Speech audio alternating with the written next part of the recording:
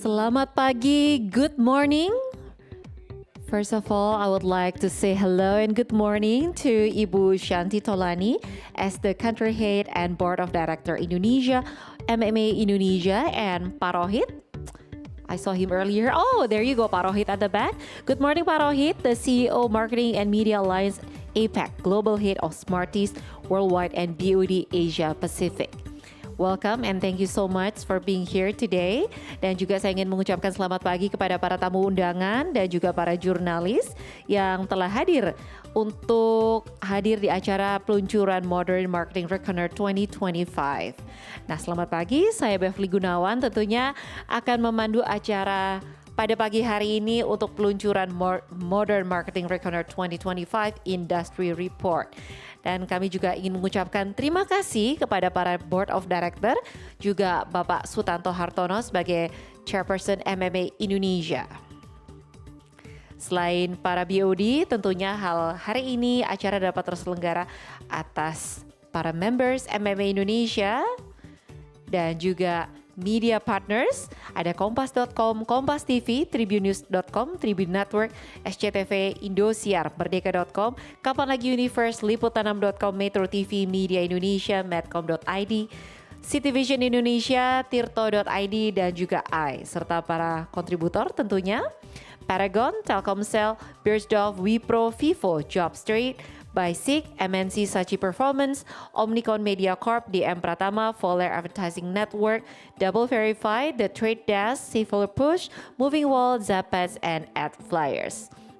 Kemudian juga terima kasih kepada MTech yang sudah menjadi host media gathering pada pagi hari ini, serta seluruh media dan jurnalis yang sudah hadir pada pagi hari ini. Nah, nanti kita juga akan ada sesi tanya jawab dengan para kontributor Modern Marketing Reckoner 2025, di mana nanti dilanjutkan dengan para kontributor ini untuk recording video testimonial di waktu yang sudah disiapkan di akhir acara. Nah, untuk membuka acara pada pagi hari ini, saya ingin mengundang Ibu Shanti Tolani, Country Head and Board of Director Marketing Media Alliance MMA Indonesia. Please to Ibu Shanti.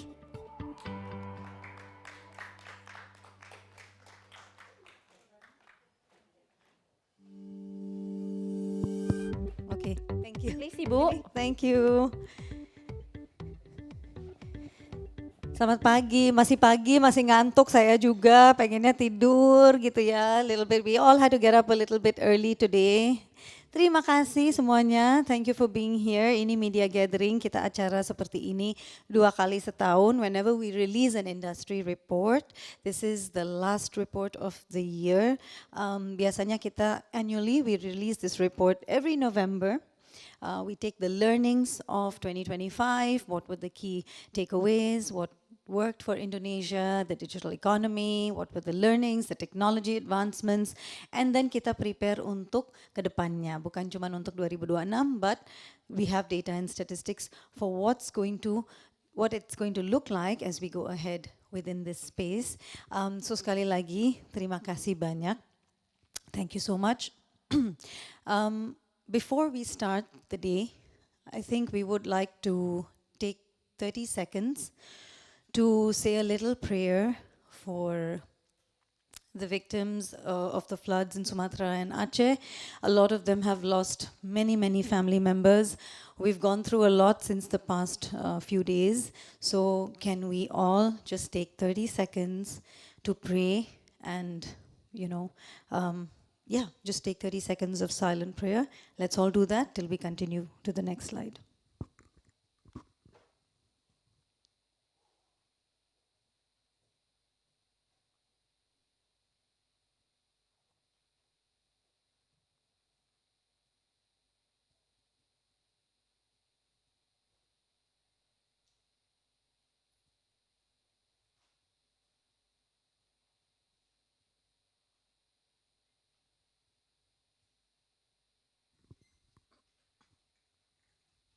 Thank you. Terima kasih. So, Moving on to the next slide. Yang baru pertama kali datang ke acara MMA, terima kasih. I don't know if you've been part of us before, but if this is your first time, kita itu saat ini adalah Marketing and Media Alliance. We are headquartered in New York. Kita ada di 16 negara.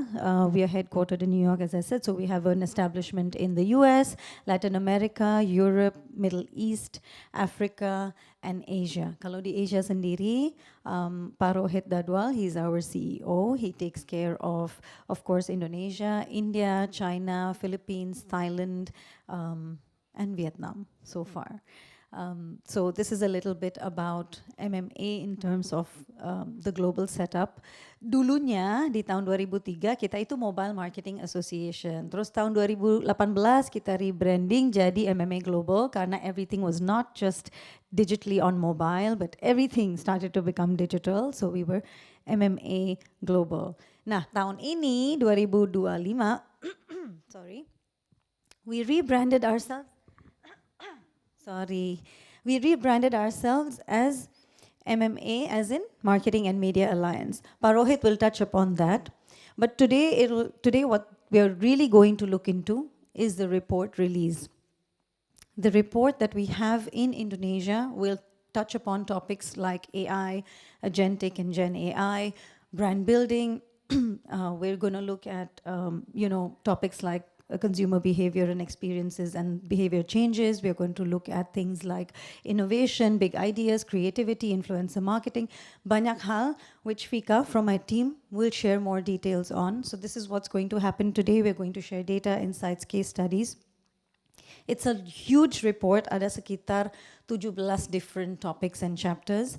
Thank you to all the industry contributors, all of you who are part of this wonderful day today, who have contributed to a lot of knowledge and learnings and that we can share with the industry overall. So thank you so much. Next slide, please. Okay, just to give you a rough idea, I mean, reportnya kan lebar panjang ya. There's going to be a lot of data that you're going to get from that report. But what we would like to touch upon is the landscape of how Indonesia is growing in the digital and marketing space and what are the technology advancements that are happening. And if you look at some of the data here, we're looking at 3.2 billion in digital ad spend in 2026. That's a very, very big number. And if you see all of this, where it comes to big data and AI market, we're looking at huge numbers and huge jump. Kalau kita lihat tahun 2025, itu $47 billion in terms of big software market in Indonesia, in terms of analytics and stuff like that. And then it jumps to, if you can take a look at that detail, into 74 billion within the next 5 years. That's what Indonesia is projecting. And we're looking at 1.4 billion in AI investment infrastructure. Indonesia not only has one of the largest population in Indonesia, but it has a lot of young population. So that's becoming key for like for all the brands and all the marketeers today in Indonesia. If they are not going to build on their data infrastructure, on their data science, data intelligence, the foundation, to be able to use that, take their first party data, to be able to use that into their technology advancements, into their marketing stack, into their consumer experiences, kita akan ketinggalan. Yeah, now everybody has to think ahead. This is a commerce-led market. This is a market which has so much potential, and we're looking at these kind of numbers. Sebagai industri in the world of advertising marketing, kalau kita nggak upscale, kalau kita nggak upgrade, we don't look into the learnings from each other. FMCG brands are learning from banking industry. Banking industries are learning from retail industries. Now there's a lot of collaboration. There's a lot of discussions happening into how they can merge and collaborate and think big and do things in a different way. So if you're looking at Indonesia's landscape, Yes, 2025 has been a very, very difficult year. Nggak ada satu organization pun di negara ini yang bilang, oh 2025 tuh it was an easy year, we did great, we did well. Absolutely not. It was a very challenging year. A lot of external factors really brought into, the disturbances that we had within Indonesia as well in terms of the economy growth and the scale. A lot of even political instability and a lot of things that happen within Indonesia as well. But when we're looking at 2026, we're looking at 2028, we're looking at 2030, at least there is significant potential. We're looking at big numbers, we're looking at big growth. So definitely, it's more positive. Next. Okay. We all know ya, kalau orang Indonesia tuh segalanya itu we're spending a lot of time on our mobile phones, on our gadgets. Everything from shopping to search to social interaction to entertainment, whatever it is, we're spending so much time into looking at every single thing through our devices. We're so interconnected when it comes to, engaging with each other or the platforms or the brands that we work with or that we're interested in. Kalau kita lihat angka-angka di sini juga, we're looking at 5.25 billion in 2025 in terms of social commerce. And again, within the next 3 years, we're looking at a $22 billion markup. That's, again, kalau kita lihat itu jumpnya tuh sangat significant. These are all numbers that are being projected based on what we have seen in the past, on current trends, current outlook, current data. Then we're also looking at active social media users. That's 50%, almost 50% of Indonesians are on social media. What we are learning is now people are shopping through social platforms, not so much from e-commerce platforms, but social platforms as well, because so much time is being spent on gadgets, because there's so much going on within that space. And what we are seeing, again, 76% of consumers actually purchase products based on influencers and KOLs and creative content creators, and people who are friends and family and neighbors. This is a market that actually looks into people that get influenced so easily through their communities. This is a great thing for us. It's unique. It doesn't happen in every market. Biasanya di tempat lain mereka akan ngecek juga ingredientsnya seperti apa, detailingnya seperti apa. In Indonesia, we just believe and trust that the people we love, that the people that we like are using these kind of products, and we're going to purchase the same thing. We're going to try out different things. 76% is a huge number. This is, again, for brands and marketeers, it is absolutely important for us to know that social commerce is the key when we look into 2026. We have to learn how to communicate with them. We have to learn how to personalize content. We have to learn how to engage with them in a way that creates more value, creates more meaning, because what's happening in Indonesia is, okay, everybody loves discounts and promotion, but now they want good quality, especially the young people. Maunya murah tapi kualitasnya bagus. Maunya certain product yang very useful, very valuable to them, tapi harus ada sustainability angle-nya juga. Banyak hal. There's a combination of so many things. Anak-anak zaman sekarang, not just the young people, not just the Gen Zs, but everybody is looking at what more can we get? How can we get this in a way that is quicker, is faster, but it's also more valuable for me. It solves the purpose that I have, and it solves the needs that I have, and how do we go about it? So brands have to think they have to think commerce first. Landscapes are changing. People are purchasing directly from social media. There's a lot of engagement in terms of storytelling, in terms of emotions. So how do you create short-term sales, but long-term value and long-term loyalty and engagement? That's the key. Next. Okay, tahun depan Ramadan is coming a bit earlier than the last year, and then the year after is going to be even earlier. What are we looking at in Ramadan for 2026? 2025 yang tadi saya sebut memang very challenging. 2025 Ramadan was a dip for the industry, for the consumers, but 2026 looks extremely positive. If you're looking at some numbers here, 60% of consumers increase their online shopping during Ramadan. 60%. Jadi banyak hal, kan because of THR, ya alat-alat di rumah lah, motor, mobil, rumah, everybody thinks of buying something small, something big during the Ramadan period because of, you know, it is the new year. It is a momentous time of the year. You know, everybody wants new things. Plus gajinya 2 kali lipat, so why not? But this is just to say that when we're looking at the numbers overall, we're looking at digital activity that surges by 230% during sahur, which is the new prime time between 3 a.m. and 5 a.m. You know, 75 million people in Indonesia sambil tunggu gitu ya buka to actually jam 5 pagi itu udah kayak, you know, looking at options, what to buy, what not to buy. I think for brands, it's very important to understand that this is the scale that you can get into and tap into with your KOLs, with your storytelling, with your products, with your promotions, whatever it is that you can do. Overall advertising spends increased by 25%. And then we also have data that shows that, you know, as brands, if you have strategic budgets, you can actually allocate them well, because as we see here, 25% pre-Ramadan, 60% during, and 15% on Lebaran Day. And for brands and advertisers, this is important. You know, this is where you can actually look at your budget placing. This is where you can actually look at how you want to structure your communication and go about it. But what we think as MMA, ini yang saya perhatikan ya. Jadi, we always think, okay, Ramadan is a great time. Everybody is at their best. Campaigns, if some of our Smarties campaigns tuh Ramadan campaigns-nya keren-keren. Idenya tuh udah kayak wow, luar biasa. Semua brands become more nekat, berani gitu. Okay, kita try something new. Okay, kita konsepnya beda lagi.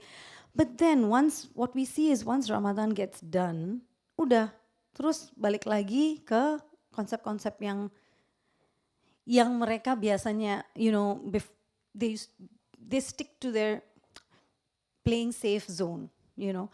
What we would love, and we would love to share, and what we think would help is that if the concept and the ideas and the learnings and your profitability or your engagement, your brand engagement is successful during Lebaran, then you can actually carry forward that same momentum even after. Yang penting kita pelajarin dulu learningsnya apa, what worked, what didn't work, what really became a success story, what didn't, and use that and let it flow into the year. Because what happens post-Lebaran is really building your loyalty, building your long-term value with the consumers. So I think it's important to take those learnings. Next. Having said that, what is MMA going to look at when we look at 2026? What are the key priorities? So this, what you see on screen, these are some of the key priorities of what we are going to be focusing on. So a lot of our initiatives, our workshops, conferences, forums, report releases, content, everything dalam 2026 apapun we're going to work on will be focusing on these key topics. Next.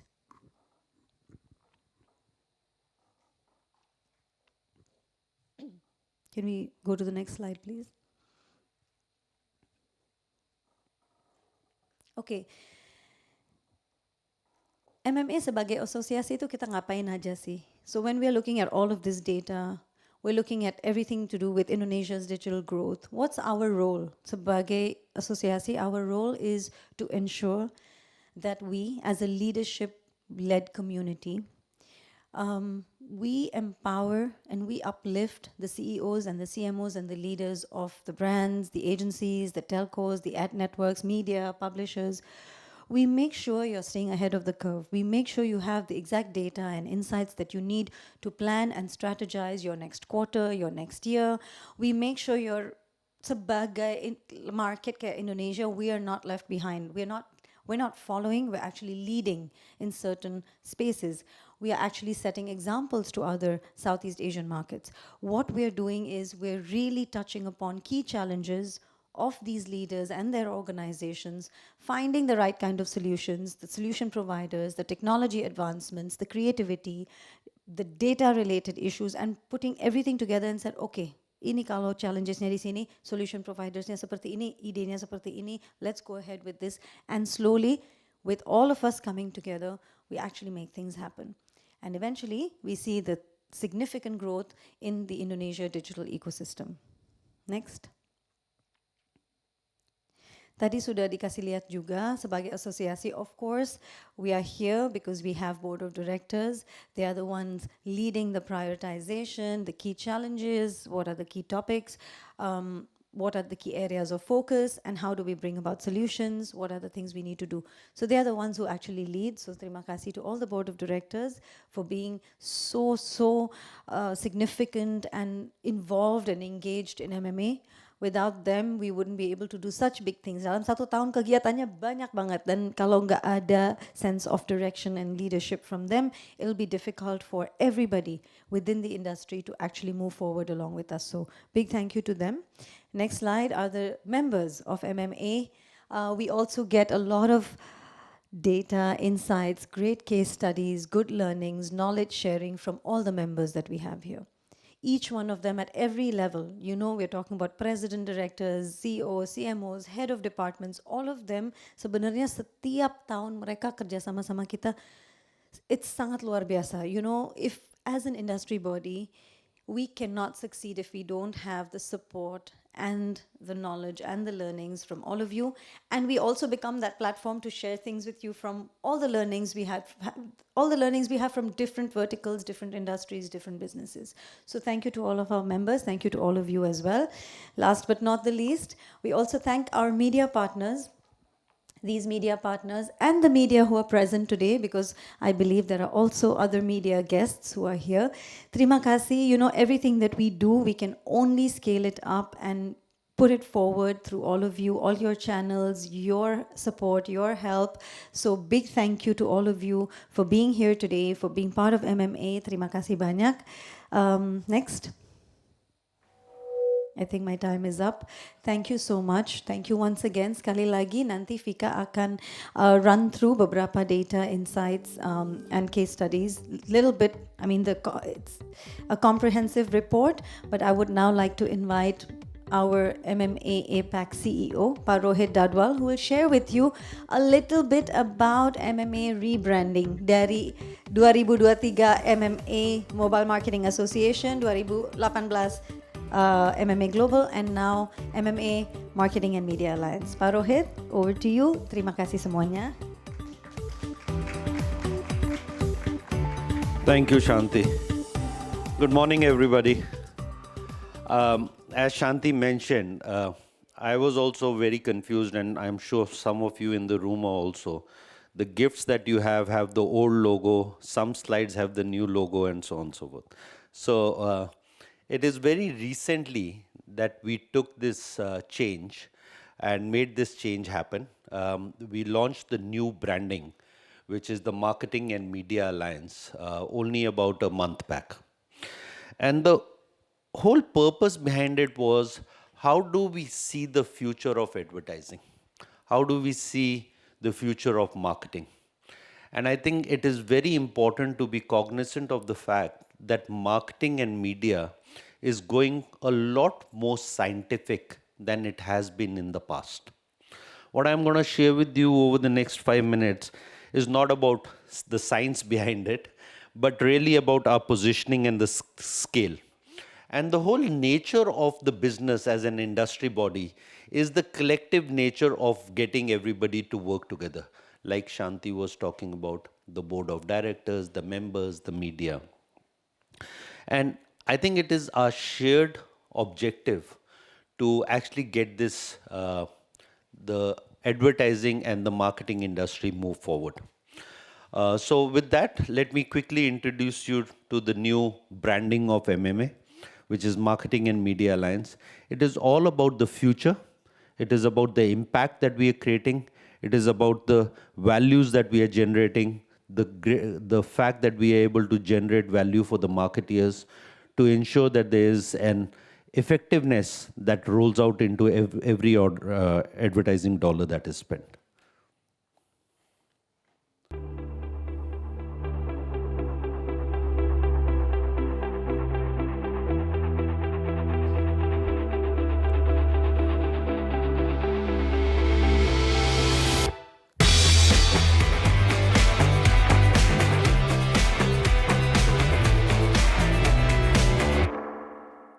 So, as the video says, it's all about the science. It's all about the proof. And what we are looking at is really to help advance the ability to create greater value for the industry and the ecosystem. When I say that, it basically means that we are now living in the world of a lot more data. Shanti shared some data insights with you. And there are a lot more practical solutions that are coming with it. The advent of AI, MarTech, etc., is changing the way we approach the industry. Even from a media perspective, when you look at it, you are looking at a lot more segmentation, lot more cohorts, fine tuning the content. Creators are creating content which are very specific to certain cohort or an audience. Similarly, when we are doing our work, we are looking at how does it affect a particular part of the industry ecosystem. It's not just the overall industry. Yes, overall industry is what we care for. But how do we reinforce our role and turn ideas into, let's say, actionable insights for a particular segment of a marketing? As you know, some of you may know, marketing has about 72 attributes till about 2024. Now we have 92 attributes of marketing, which basically means there are 92 different functions in advertising and marketing. What we are trying to do now going forward is to see how a set of functions, whether it's data, whether it's excellence, whether it's creativity, whatever it is, if we can create specific values for all of that. The new branding that we've done has been done with one of our partners, Lafayette American. And the reason why we actually want to share this with you is the fact that we are a global organization. The partnership is based on an understanding that we need to evolve the entire ecosystem across all the 3 continents. And also the new experience that we are building, it needs to be bold. It has to be very futuristic. All the work that we are doing in the technology space, in the creativity space, has to be sophisticated and structured. When I say that, it's an internal guidance for MMA. It is not so much outward looking. We need to be futuristic. We need to be sophisticated and structured so that whatever work, whatever framework, methodologies, etc., that we are putting out for the market are easy to adapt, are easy to understand. And therefore, we are able to shift this narrative of an association which historically has been focused on building partnerships versus alliance. We are now an alliance which formatively is a function of bringing everybody together. There are a lot of the parts of the ecosystem which were not originally part of advertising and marketing. For example, data. It used to sit in a separate function. Technology used to sit in a different function as CTO technology and so on and so forth. So the emphasis is to actually have a larger market perspective with the deeper connections, which we are able to enable the market with. And some of these collaborations have to be very tight. The idea that the CMO organization should and could work with the CTO organization, could work with the data organization within the same company is very important. And therefore, the fact that the alliance needs to be built not only externally, but internally. And that's the function that we are trying to put together. So with that, our objective is really to lean into the future, which basically means we need to have strategic partnerships. We need to enable strategic alliances. We need to ensure that we are able to put together a leadership perspective on every aspect of advertising and marketing. We need to drive cohesive decision making on what the future is going to be. Whatever advertising and marketing has been in the past is going to fundamentally change in the next 3 to 5 years. And we also have to be very honest to the fact that this change is happening much faster than what we are able to adapt to and realize. And therefore, we need to be very sure that we are able to drive that positioning that MMA has, the messaging that we are trying to put together to lead the market, to lead the industry, so that we can actually craft a better story, a better execution, a better framework for the industry as we move forward. Because that is what we believe is going to be required if we are going to be successful, and also if we are going to make sure that we adapt to the future and act on it very quickly. So with that, thank you so much. I just took this opportunity to share our perspective of why the new brand, what it stands for, and how we're trying to evolve. I'm happy to take any questions that you have, but the most important thing, if there's one thing that you want to take away from the discussion today, is that marketing and advertising is much broader, much bigger than what it has been 10 years back, 20 years back, and 1 year back. And as we move forward, it is going to encompass a lot more functions of different organizations, and we need to be ready for that future. And MMA is trying to build all the frameworks for that. Thank you so much.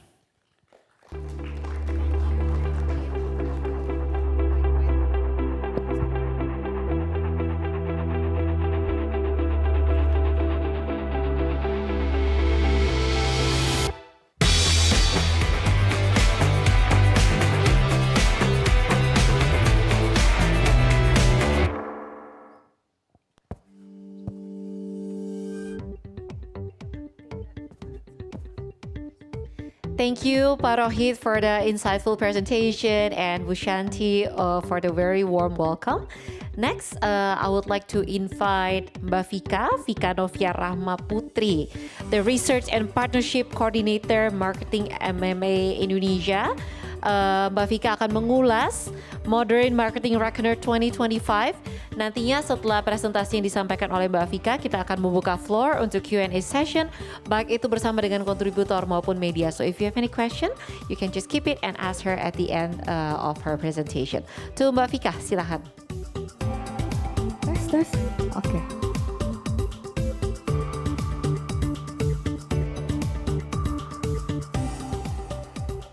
Halo, selamat pagi. Saya Vika Novia Rahma Putri. Saya Research and Partnership Coordinator di Marketing and Media Alliance Indonesia. Terima kasih sudah hadir. Dan pada kesempatan kali ini mungkin bisa kita next slides. Saya ingin berterima kasih terlebih dahulu kepada contributors yang sudah juga meluangkan insights dan knowledge based on their industry expertise di khususnya Modern Marketing Reckoner 2025 Industry Report. Ya, jadi ini kami membuka, terutama MMA Indonesia membuka industri report itu launch-nya 2-3 kali setahun gitu ya. Ini adalah industry report kami yang kedua, dan biasanya kami juga mengundang terutama in our networks itu members dan partners untuk juga sharing case studies, kemudian juga data insights yang relevan di tahun sekarang maupun juga untuk outlook di tahun berikutnya gitu ya. Ini beberapa dari industry verticals yang juga di edisi Modern Marketing Reckoner 2025 kali ini. Oke. Kemudian selanjutnya, biasanya for context itu kami membuka submission itu 10 topics kurang lebih. Jadi dari 10 topics ini kami kurasi dari BOD gitu ya. Jadi para board of directors ini sangat-sangat berperan penting dalam penentuan topik, terutama yang punya implikasi besar, dampak besar, dan impact besar ke industri kita gitu. Jadi dari submission tersebut untuk yang Modern Marketing Reckoner itu kebetulan kami menerima 16 contributors, meskipun kami sebetulnya buka itu dari 16 sampai 20 submissions gitu. Dari submissions tersebut itu kami kurasi kembali gitu. Kami kurasi dari yang topik-topik pokoknya, yang 5 topik pokok, kemudian kami juga sediakan supporting data per topik tersebut gitu ya. Jadi yang pertama ada AI the next evolution, kemudian juga nanti kita membahas soal data and measurement. Kemudian yang ketiga ada consumer experiences and changing behaviors, brand purpose, campaign innovation, dan social marketing. Oke, kita mulai ke topik pertama ya. Ini tentang AI. AI ini apakah kemudian di sini ada yang menganggap AI as a buzzword aja atau misalnya memang AI punya efektivitas gitu. Mungkin sebelumnya saya mau tanya dulu nih, siapa yang dalam sehari ini menggunakan AI mungkin bisa lebih dari 5 kali? Cukup banyak ya untuk terkait dengan apa namanya adopt-nya gitu. Jadi sebetulnya untuk di APEC sendiri kita sudah tidak lagi berbicara mengenai proyeksi, tapi lebih menekankan lagi ke akselerasinya itu seperti apa sih gitu. Jadi kita sudah tidak lagi berada di bagaimana nanti adaptasi ke depannya, kemudian teknologinya dan lain sebagainya sudah tidak seperti itu, tapi integrasinya seperti apa gitu ya. Lebih ke ranah operasionalnya itu seperti apa gitu. Nah, kalau misalnya kita berbicara tentang AI, ini pasti sebetulnya mengacu pada satu key point, yaitu efisiensi. Jadi kita tuh untuk pakai AI untuk apa? Untuk mengurangi waktu ya, untuk mengurangi biaya juga, resource juga, apalagi di ranah enterprise gitu. Dan yang perlu diperhatikan khususnya ini bagi para enterprise itu kita mesti menjadi lebih skeptical gitu. Jadi maksudnya saya mau izin untuk lebih reflektif lagi terutama ke para brands dan companies bahwa apakah betul AI itu bisa jadi semata-mata merubah dari sesuatu yang misalnya hassle gitu ya menjadi sesuatu yang lebih seamless lagi. Apakah seperti itu benar? Apakah memang mengurangi cost, biaya gitu ya. Nah, based on our findings, jadi ternyata integrasi AI sendiri itu adalah mahal gitu. Jadi costly gitu. Jadi saya kasih contoh salah satunya dari industri perbankan. Karena industri perbankan ini kan mereka juga punya beberapa bisnis model bahkan produk yang cukup sensitif gitu ya, juga cukup signifikan juga gitu in terms of mereka kan punya atau mengolah ada manajemen historical transaksi yang berhubungan dengan moneter dan lain sebagainya gitu ya. Jadi bisa dibayangkan tentu sesuatu yang efisien dan efektif itu terus didorong dalam proses bisnis mereka gitu. Dan ternyata dari salah satu expert di salah satu bank swasta di Indonesia, jadi beliau ini sharing kalau misalnya ternyata integrasi AI itu mahal gitu. Jadi tidak seperti yang kita bayangkan ternyata tinggal pakai AI saja. Memang betul dalam kesehariannya juga mungkin kita juga punya tiernya tersendiri ya pakai LLM apa gitu.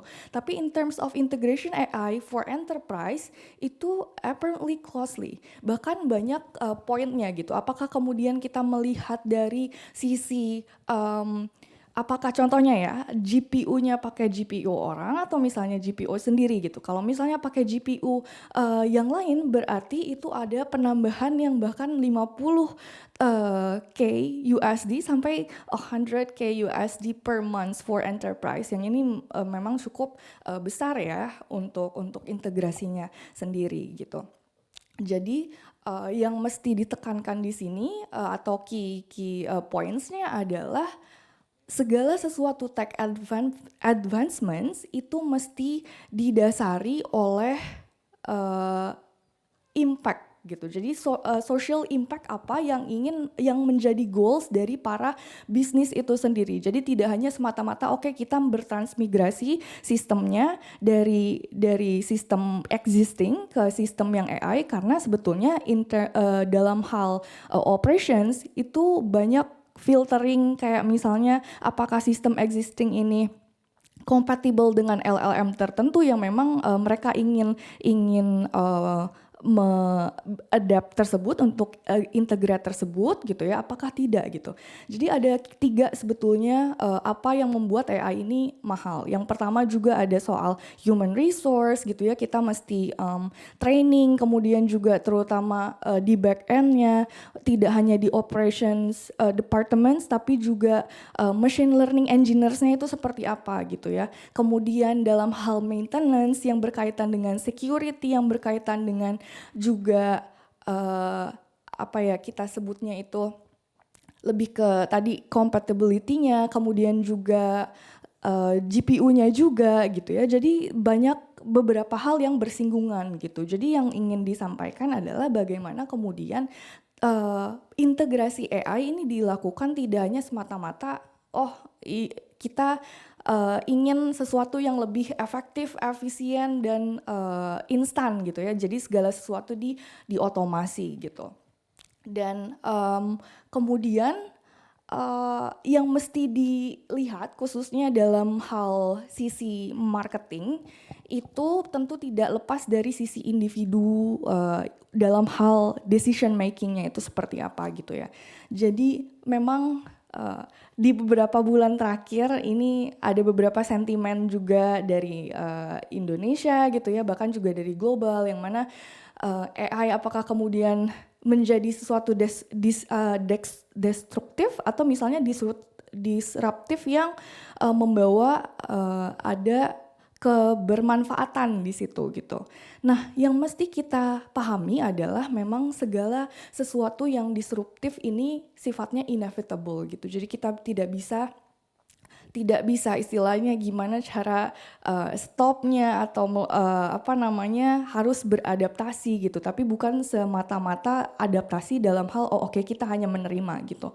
Jadi pertama, as an individual tentu kita mesti punya competitive advantage yang memang tidak dimiliki oleh AI gitu. Jadi kalau misalnya AI yang mesti kita jadi mindsetnya seringkali adalah keliru, yang mana kita selalu mensejajarkan AI dengan manusia gitu, yang padahal AI ini adalah sesuatu yang baru gitu, baru di-develop, kemudian juga pernah dengar mungkin AI berhalusinasi gitu kan, tingkat halusinasinya juga ada comparison per LLMs, bahkan juga nanti kita dikenal dengan tidak hanya large language model tapi ada yang dinampakkan dengan small language models juga gitu, dan beberapa fungsinya itu bisa ada di diskursus yang lebih in-depth lagi.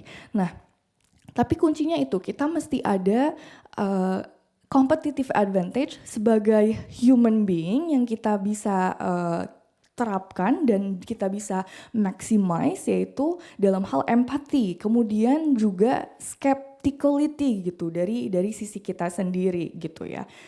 Nah, tentu saya juga ingin share jadi beberapa submission terutama di industri report ini tidak hanya di MMR tapi juga di industri di report-report MMA lainnya, itu semua yang berkaitan dengan topik AI semuanya sepakat bahwa AI ini bukan untuk menggantikan manusia, tapi justru untuk lebih membantu kita sebagai solusi dan dalam proses khususnya di marketing dan advertising itu seperti apa gitu. Jadi tidak semata-mata menggantikan atau misalnya bisa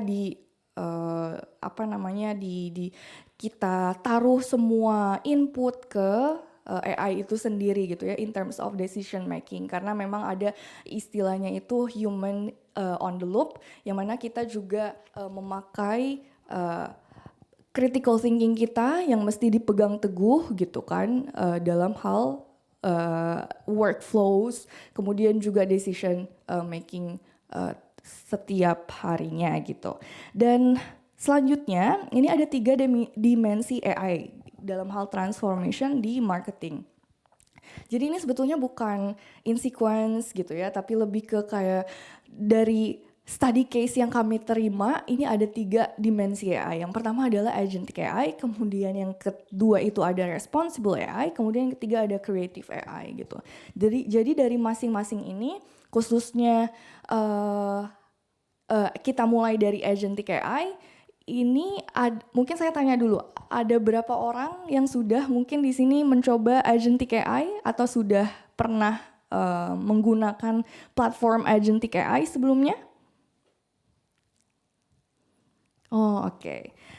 Lumayan belum semuanya, tapi kita sudah mendengar beberapa kali gitu ya, sering istilah agentic AI ini. Jadi sedikit aja, agentic AI itu kan semuanya adalah autonomi, di mana dari proses input dan outputnya itu on the loop terus-terusan, yang menjalankan adalah sistem AI itu sendiri gitu. Jadi ini merupakan hal yang akan jadi sesuatu hal yang signifikan, dimulai tidak hanya di tahun ini tapi di tahun-tahun mendatang, bagaimana proses decision making tadi itu dititik beratkan kepada si AI itu sendiri gitu. Jadi saya kasih contoh, inputnya itu kita kasih, kemudian juga kita kasih pelajari database-nya kepada sistem AI itu sendiri, kemudian juga nanti AI akan menfilter misalnya untuk data-data yang sensitif itu tidak diambil, kemudian juga data-data yang diperlukan itu nanti diteruskan kembali ke proses selanjutnya, entah itu akan merubah ke teks atau misalnya kita sebut aja ke material, kemudian juga selanjutnya nanti apakah dikirim atau disambungkan dengan platform lainnya yang bisa berkaitan dengan experience consumer atau misalnya ke komunikasi dengan consumer itu sendiri gitu ya. Jadi ini adalah agentic AI itu sendiri. Kemudian yang kedua ada mengenai responsible AI.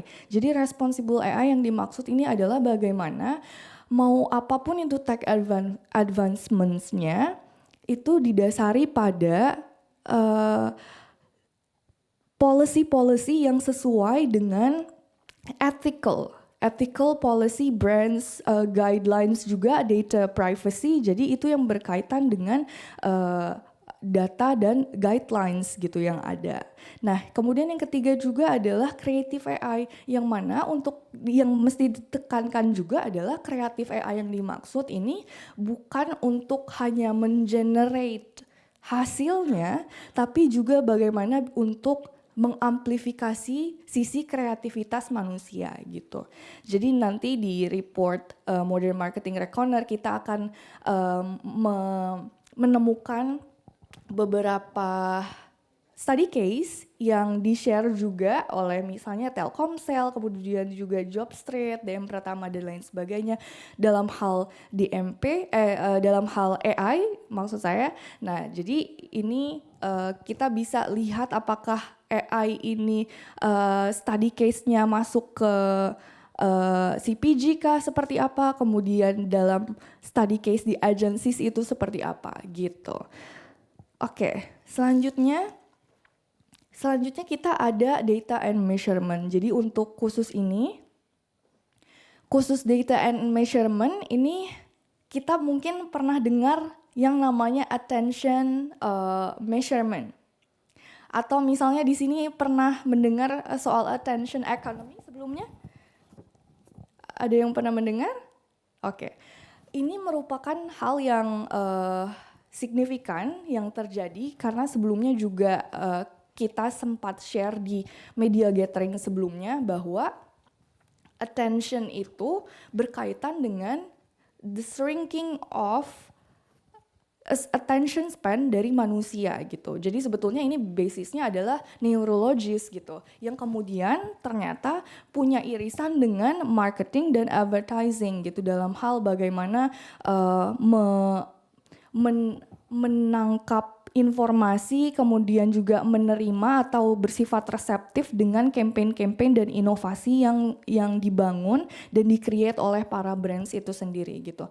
Jadi kalau attention economy ini melihat bahwa atensi audiens itu sifatnya sebagai tradable resource. Jadi yang tadinya matrix measurements-nya adalah impressions, tapi kemudian ada breakdown-breakdownnya gitu, kayak misalnya click rates, engagement rates ya, kemudian juga ada yang namanya stopping rate, itu ada di menit keberapa. Nah, contoh attention ekonomi ini sedang digalakkan terus-menerus itu dengan adanya ads yang non-skippable misalnya, kemudian juga autoplay, kemudian juga push notifications, terutama proyek-proyek bisnis yang app based. Jadi setiap beberapa menit sekali atau misalnya 3 kali 24 jam ketika kita tidak open certain application, mereka akan ada push up notifications yang kemudian kita atau consumer atau audience itu didorong untuk bisa engage kembali, buka kembali, dan itu salah satu bukti bahwa attention kita sebagai audience menjadi sesuatu yang sangat-sangat signifikan dan dilihat gitu ya. Dan tidak hanya itu, ini karena bisa di-measure, ranahnya ada di digital. Kenapa ada di digital? Karena memang terukur gitu. Orang bisa melihat rate-nya berapa, jumlahnya berapa, amount-nya itu seperti apa gitu ya. Nah, bagaimana kemudian data-data ini yang dikolektif oleh brands, agencies, dan attack martech, kemudian bergulat dengan time dan kognitif span yang dimiliki oleh setiap manusia gitu. Sementara yang di media gathering kemarin itu kita share points-nya adalah oke, brand mesti jadi adaptif gitu ya dengan membuat konten-konten atau format konten yang lebih cepat lebih baik, lebih firm lebih baik gitu. Padahal poinnya bukan itu sekarang gitu. Karena apa? Karena berarti itu kita berfokus pada satu circumstances di mana kapasitas sebagai manusia adalah hanya segitu gitu. Jadi saya kasih another example ya. Kenapa ini penting? Karena nanti implikasinya dengan in-depth journalism, kemudian juga berkaitan dengan knowledge based yang di-share oleh brand, bagaimana impact-nya gitu kan. Apakah efektif, apakah memang diterima dengan baik gitu, apakah memang audiens itu hanya sekedar baca, sekedar melihat aja gitu, apakah memang bisa menyerap itu secara langsung. Ini memang terlihat sebagai prerogatif setiap manusia atau setiap audiens yang berkaitan dengan neurologi itu sendiri, yang mungkin ini memang tentu punya diskursus lainnya yang bisa lebih dalam lagi gitu ya dan lebih menarik. Cuma yang perlu diperhatikan adalah bagaimana kemudian attention ini bisa kenyataan ini bisa dipakai atau didigest oleh para brands untuk lebih berani lagi menjadi agent of change. Karena semakin sempitnya attention atau semakin signifikannya attention ini as a part of the matrix, ini akan menjadi hal yang nantinya banyak misalnya over atau hyper short video yang sebetulnya memang tidak merugikan, bukan hal itu yang dimaksud, tapi lebih ke attention span kita dibantu dari para brands memiliki tujuan agar ada velocity dan plasticity gitu. Jadi brands ini memiliki role atau peran yang lebih dari itu sebagai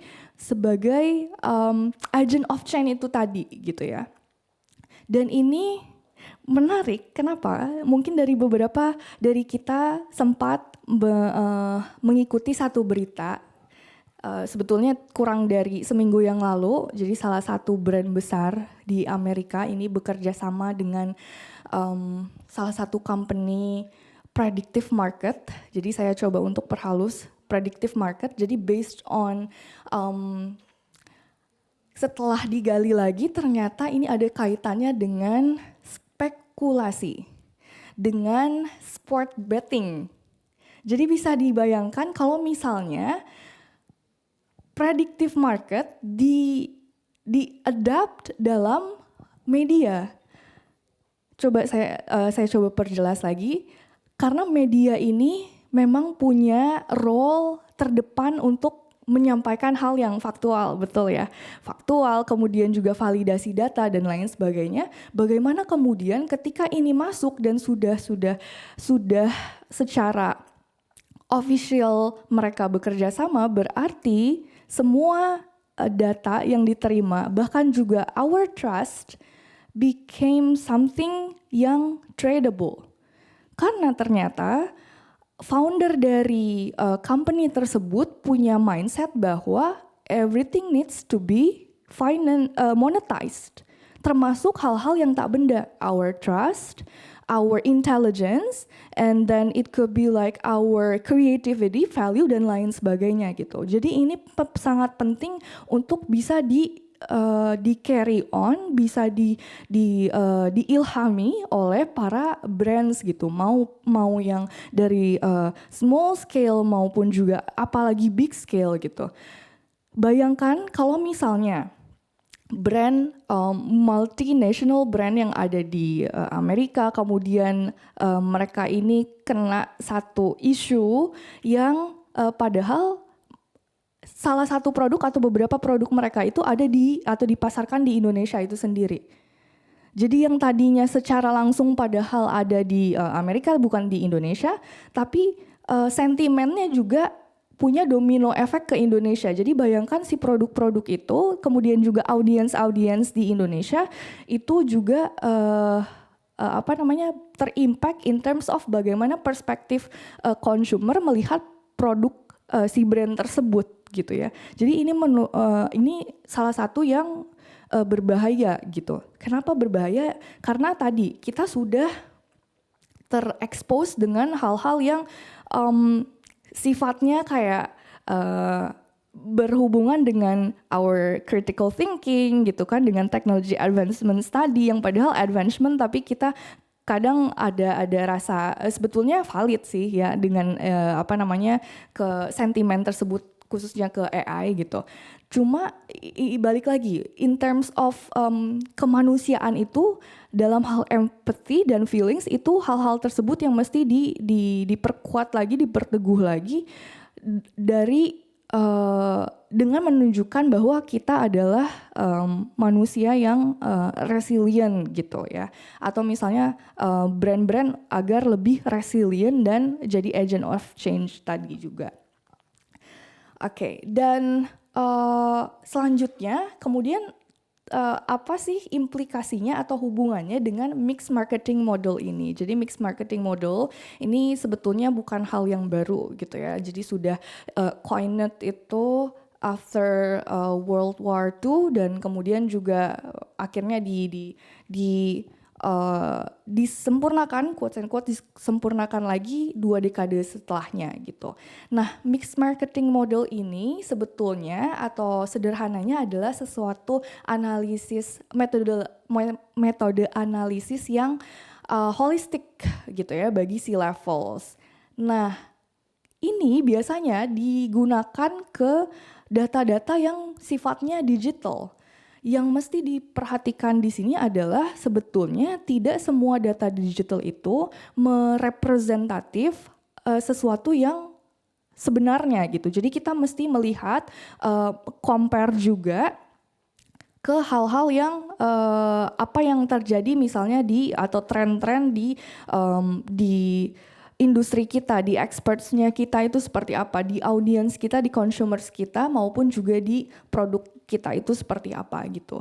Memang kalau mixed marketing model ini kan lebih technical dalam arti misalnya satu brand itu punya subscription di salah satu streaming platform, kemudian juga ada di salah satunya di social media misalnya ya, atau misalnya ada di artikel atau website mana gitu, dan itu bisa muncul dalam satu page aja comparison fluktuasinya itu bisa terlihat gitu. Jadi hanya itu toh. Sementara dalam marketing itu sebetulnya brand-brand dan agency tidak hanya ada di digital, tapi mereka juga sebetulnya ada di luar. Kayak misalnya di OOH, out of home, terus juga ada di events, bahkan juga sponsorship yang itu dianggap tidak ada data gitu. Dan sebetulnya tidak sepenuhnya benar karena semua sekarang kita sudah dipermudah dengan banyaknya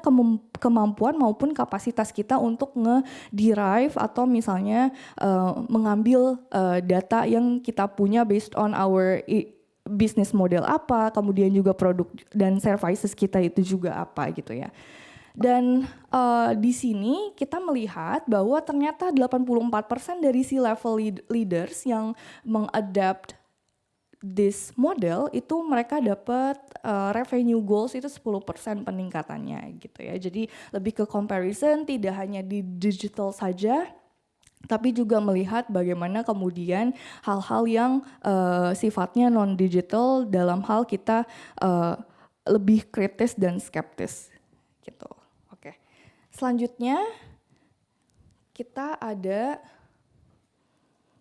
consumer experience dan changing behaviors. Jadi ini sangat melekat dengan kelas sosial middle class gitu ya, karena mereka ini dikenal dengan the primary engine of consumption, yang tidak hanya pembeliannya, tidak hanya konsumsinya aja yang mereka drive, tapi juga the culture of consumption itself gitu. Apa yang berhubungan dengan culture of consumption, misalnya kita kasih spesifik the popular of mengkonsumsi matcha misalnya. Nah ini di drive akhirnya di dunia F&B untuk semuanya ada menu matcha karena memang di demand dari kelas sosial ini gitu. Dan tentu dari middle class sendiri punya breakdownnya ya, ada top middle class, kemudian ada aspirer kah, atau misalnya ada below low middle class itu sendiri. Dan ini kita di-expect untuk growth di 135 millions di 2030 gitu. Jadi adanya shifting dari tadinya kita hanya berfokus pada primary products, tapi sekarang kita bisa ke sekunder, bahkan juga tersier untuk konsumsinya gitu ya. Yang tadinya mungkin skincare ini bukan hal yang yang utama gitu kan, tapi akhirnya skincare, kemudian juga baju-baju yang yang tujuannya adalah untuk sandang gitu, tapi sekarang adalah statement, tidak hanya statement tapi juga as part of the social currency yang sekarang juga sedang berjalan dan as a part of measurement dari para brands itu sendiri gitu. Dan sedikit mengenai social currency, tentu social currency ini berkaitan tidak hanya produk tapi juga experience dari para audience atau consumers kita sendiri gitu. Jadi ternyata audience dan consumer ini lebih craving for experiences atau sesuatu yang nyata. Karena apa? Karena kita sering dihadapkan dengan sesuatu yang digital dan kita nggak tahu itu apa gitu. Jadi kalau misalnya kita membayangkan as simple as internet, apakah kita pernah melihat internet gitu kan? Apakah kita pernah melihat AI itu seperti apa? Tapi tentu hal-hal ini punya back end-nya, punya programnya masing-masing gitu kan, yang memang tidak semua orang awam bisa tahu atau get on hands on that gitu ya. Jadi experience itu sangat penting.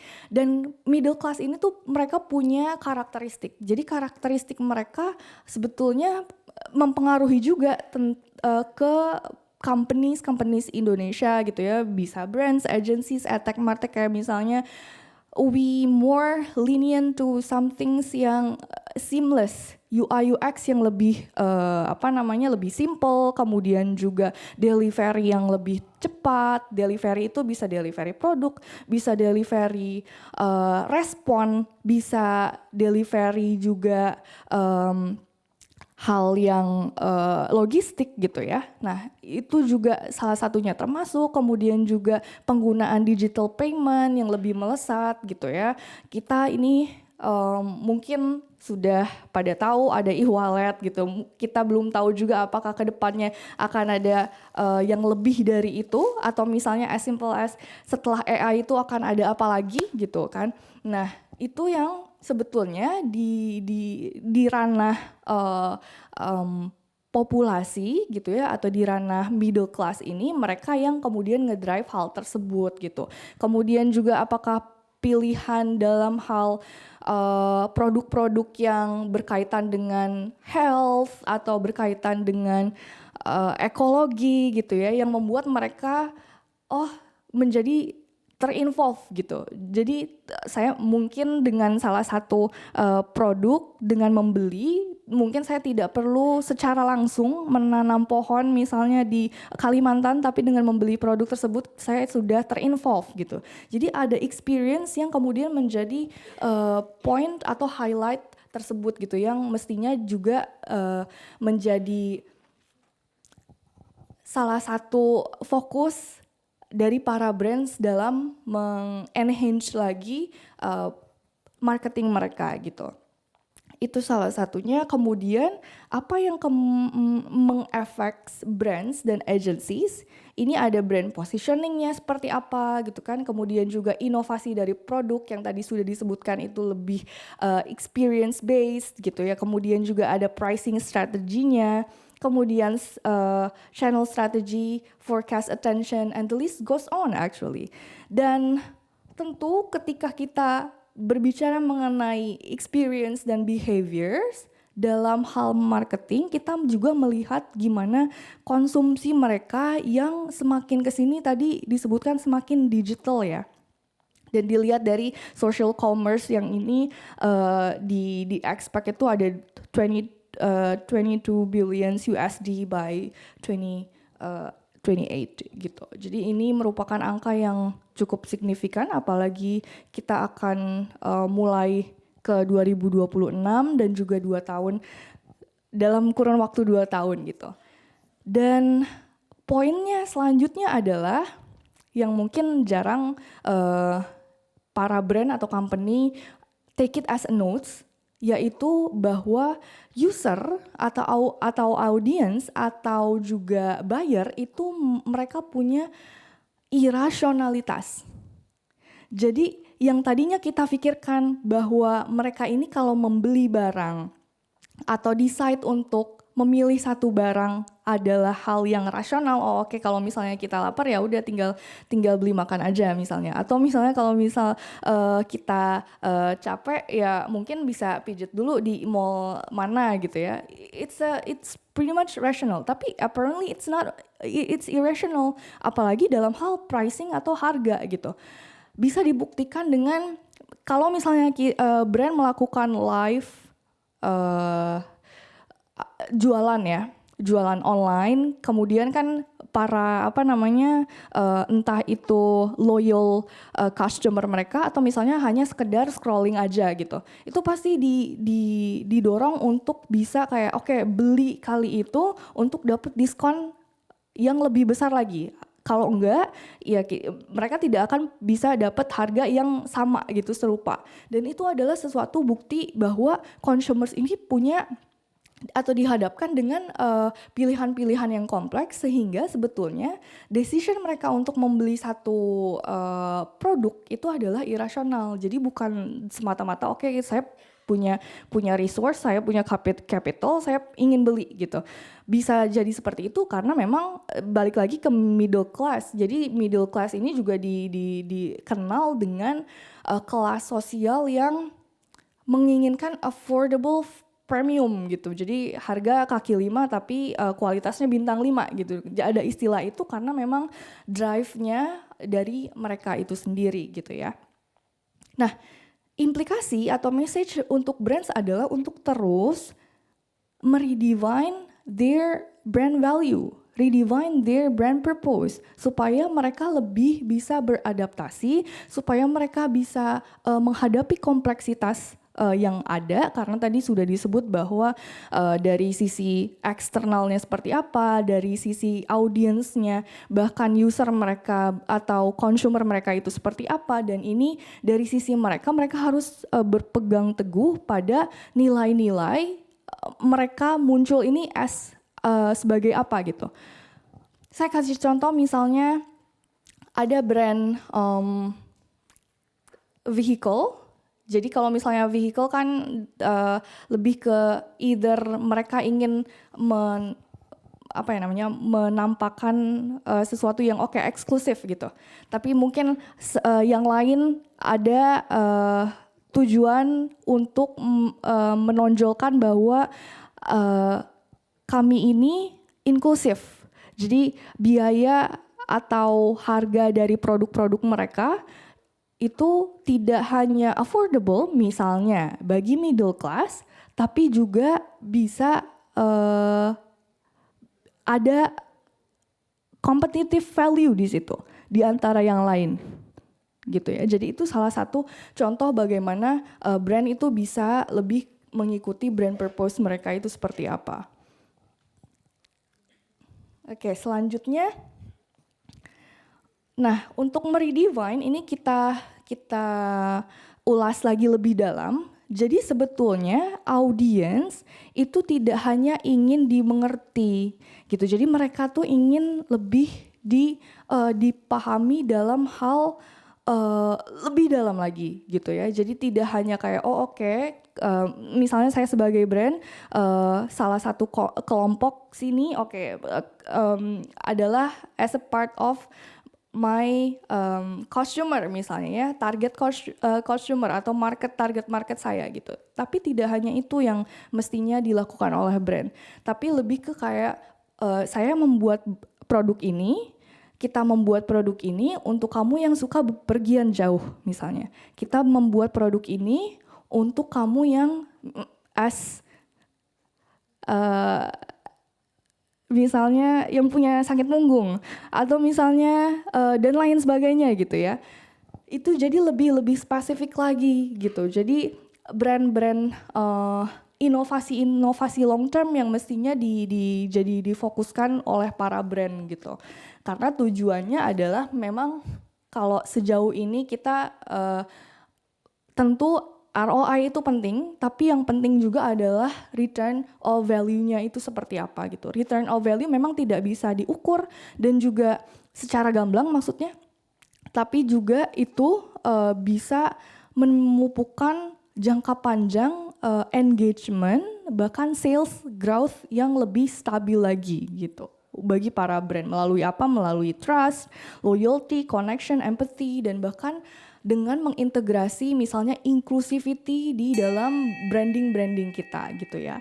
Kemudian yang selanjutnya, dan ini juga salah satu topik yang terakhir, yaitu social marketing.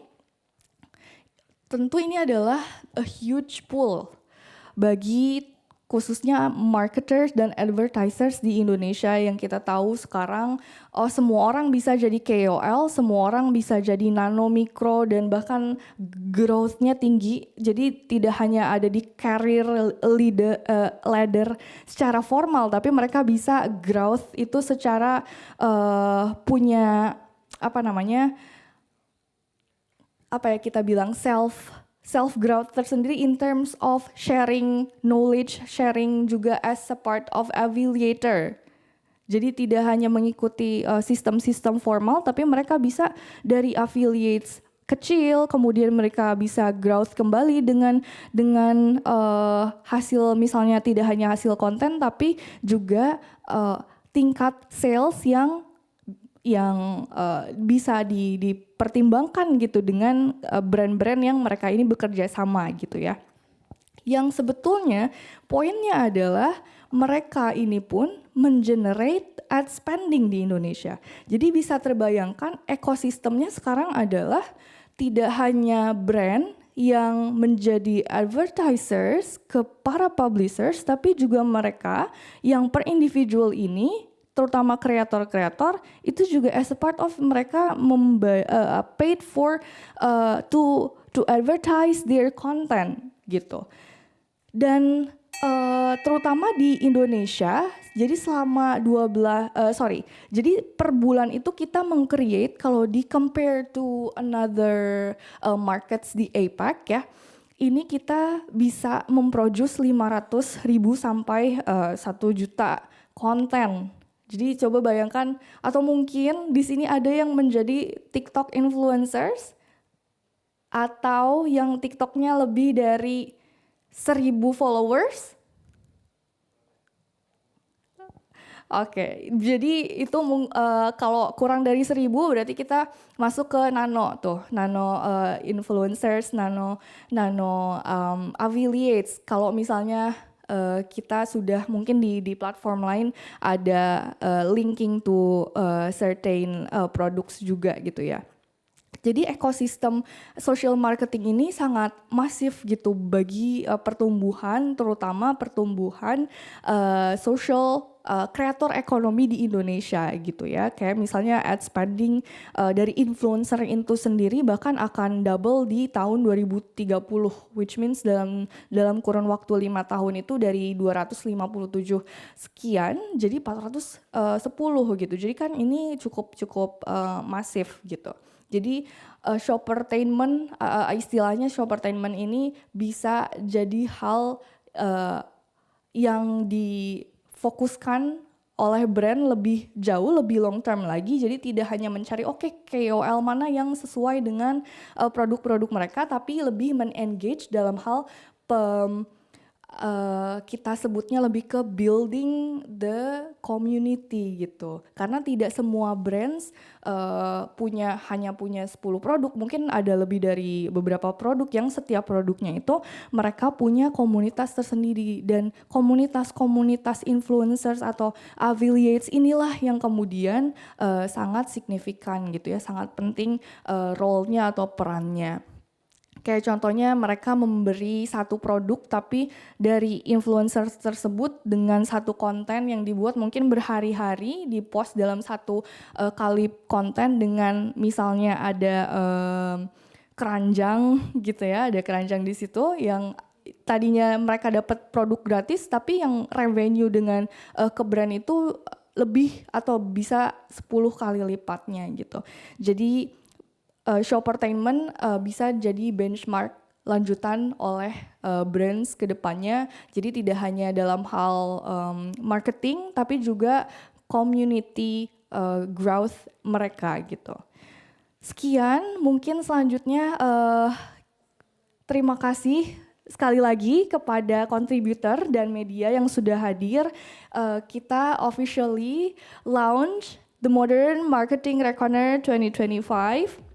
Dan boleh di-scan dan di-capture terlebih dahulu untuk disimpan, untuk disebarluaskan insights-insights-nya terutama dari para contributors yang mereka ini memang basisnya adalah experts di industri mereka masing-masing gitu. Oke, pada kesempatan selanjutnya saya ingin membuka juga paralel sesi Q&A atau mungkin kita buat lebih fleksibel ya. Apakah ada yang ingin sharing their point of view based on insights-nya? Mungkin dari pihak contributor, dari pihak agensi, atau dari pihak media. Nanti kita bantu juga untuk share mic-nya. Ada? Oke, kalau kayak gitu kita bisa lanjut ke sesi selanjutnya. Sesi untuk as a reminder aja, para contributors nanti akan ada video testimonial recording juga. Saya balik lagi ke Mbak Beverly. Oke, thank you Mbak Vika. Untuk selanjutnya saya akan mengundang Ibu Shanti dan juga Pak Rohit. I wanna say hi to Mas Arief juga. Thank you for coming dari Metro TV. Oke, next selanjutnya bisa naik ke atas panggung untuk sesi foto bersama. Oh, siapa aja?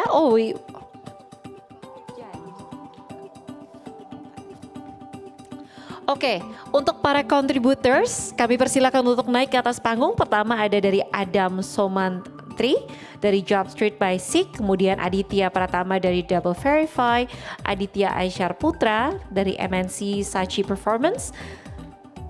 Kemudian ini mohon maaf bila ada kesalahan dalam penyebutan nama, Charanjit Sih Arora dari Moving Walls, kemudian Edo Fernando dari Zapats Media, Fajar Aditya Atmi dari Omnicom PhD Media, Felicia Mova dari MNC Sachi Performance, kemudian Intan Rohmatila dari Omnicon Media Corp, Made Aryanita dari Telkomsel, juga ada Nadia Ufaira, kemudian Sawitri Sudarno dari Jobstreet by SIG, Theodoris Chanigia dari Double Verify, Vivilia Lukman dari Beiersdorf, Josephine Caroline dari Beiersdorf, juga Sujaya Jayakumar dari Moving Walls. Tentunya juga Pak Arief Suditomo bisa naik ke atas panggung.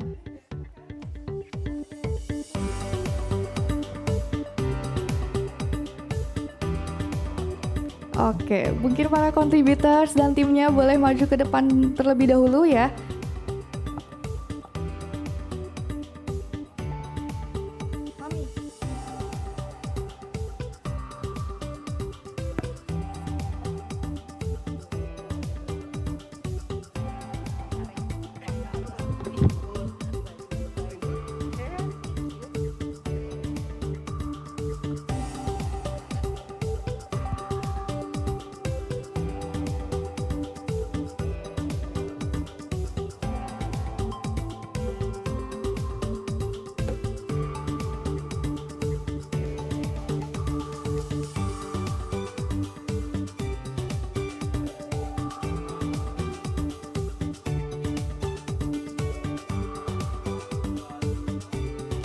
Kembali saya hitung mundur, 3, 2, 1. Sekali lagi, 3, 2, 1. Baik, selanjutnya kami persilakan para kontributor untuk turun dari atas panggung. Sementara kami ingin mengundang rekan-rekan media untuk bisa bergabung ke atas.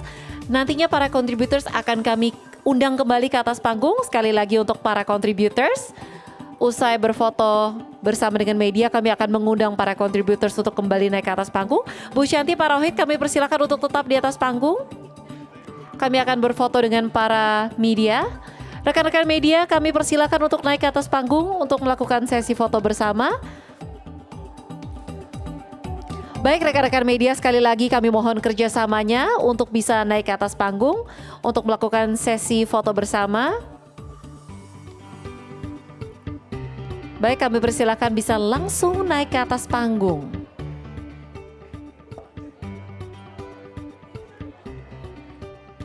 Terima kasih rekan-rekan media sudah hadir dan ikut meramaikan acara pada pagi hari ini. Tentunya pada pagi hari ini merupakan acara yang sangat-sangat insightful. Ini tulisan dan juga laporan dari para contributors ini mewarnai dunia marketing di Indonesia. Oke. Untuk fotografer, apakah ini bisa terlihat semuanya atau mungkin ada yang harus bergerak maju ke depan? Untuk official photographer? Baik, kami persilakan untuk bisa merapat. Kita mepet aja nih, supaya suasana lebih hangat, kekeluargaan. Oke, saya akan izin hitung mundur. 3, oke.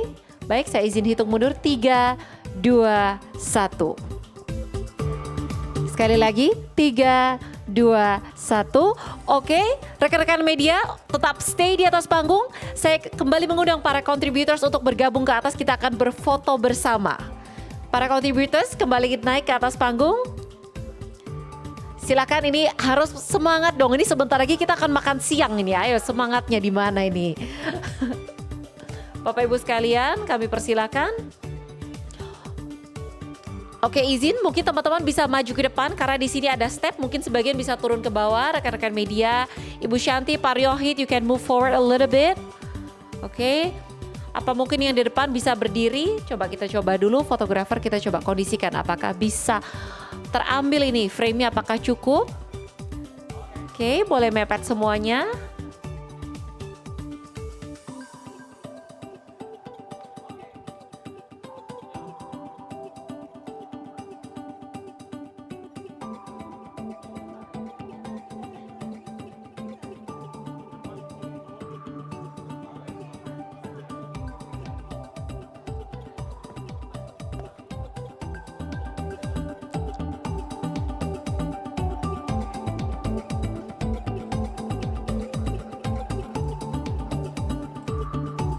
Oke, boleh merapat. Ibu-ibu yang ada di sebelah kanan panggung boleh merapat. Baik, dalam hitungan mundur 3, 2, 1. Once again. In 3, 2, 1 and cheese. Oke, one more. 1, 2, 3. Baik. Apakah ada gaya bebas? We gonna do something fun. It's almost holiday. Sudah Desember. Semuanya sudah pasti nih dah holiday mood. Oke, kita keluarkan ini mood holiday yang begitu bahagia ini. Oke, sekali lagi 1, 2, 3 gaya bebasnya. Baik, terima kasih sekali lagi kami ucapkan untuk para contributors dan para media journalist yang sudah hadir pada pagi hari ini. Selanjutnya ini kita sudah mempersiapkan refreshment dan juga lunch. Untuk para kontributor boleh stay di dalam studio, bergantian kami akan memanggil untuk sesi interview. Sementara rekan-rekan media yang ingin mewawancari Ibu Shanti, Pak Rohit atau para contributors bisa langsung melakukan doorstop interview. Terima kasih.